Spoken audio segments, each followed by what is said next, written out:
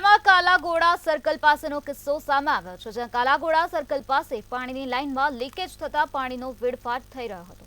બીજી તરફ હજારો લીટરે શુદ્ધ પીવાલાયક પાણી વિશ્વામિત્રીમાં વહી રહ્યું છે, ત્યારે સ્માર્ટ સિટીનું તંત્ર ક્યાં છે તેવા અનેક સવાલો ઉઠી રહ્યા છે। હવે નાગરિકો દ્વારા અધિકારી સામે પગલાં લેવાની માંગ કરવામાં આવી છે।